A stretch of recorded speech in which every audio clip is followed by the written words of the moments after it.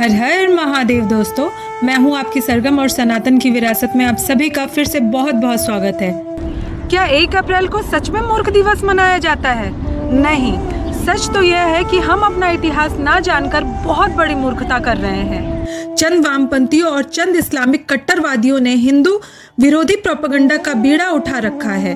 वामपंथियों ने जो पुस्तक बनाई स्कूलों के लिए, उसमें कभी नहीं बताया गया कि 1 अप्रैल को मूर्ख दिवस नहीं बल्कि हमारा नया साल आता है, जो चैत्र मास के प्रतिपदा से शुरू होता है और हमारा पंचांग भी विक्रम संवत के हिसाब से ही चलता है।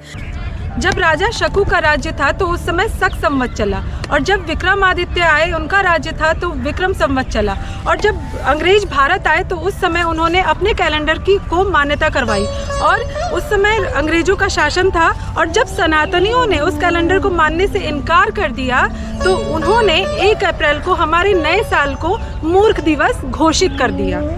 और आज की पीढ़ी खुद तो मूर्ख बनती ही है और दूसरों को भी बनाती है। एक होता है उत्सव और एक होता है महोत्सव, और महोत्सव तभी मनता है जब प्रसन्नता आती है।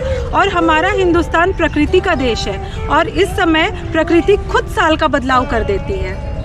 ये जो प्रकृति है वो साल का खुद बदलाव कर देती है, जिसमें उल्लास ही उल्लास होता है, जिसमें चैत्र नवरात्र की शुरुआत होती है और उसमें नवीनतम चेतना का संचार भी होता है। हमारा नववर्ष सिर्फ जश्न मनाने का नहीं, न ही रात में अंधेरे में मनाया जाता है, बल्कि सूर्योदय के साथ मनाया जाता है।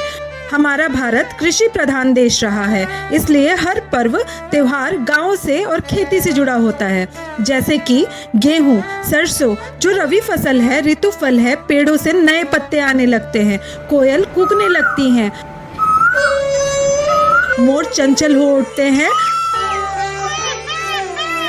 फसलें घर में आ जाती हैं, कई सारे फूल खिल उठते हैं। इन सब के पीछे कोई कल्पना नहीं बल्कि विशुद्ध रूप से खगोलीय गणनाओं पर आधारित है, जिसमें प्रकृति नया रूप धारण करती है। और इसी दिन सतयुग में भगवान विष्णु ने मत्स्य अवतार लिया था। और फाइनेंशियल ईयर भी मार्च क्लोजिंग और अप्रैल से नया सेशन स्टार्ट होता है। पर कुछ ना समझ लोग हमारे धर्म का मजाक बनाते हैं, लेकिन हमारे ऋषि मुनियों ने अंतकाल तक के लिए तिथि और गणनाओं की व्यवस्था कर दी थी।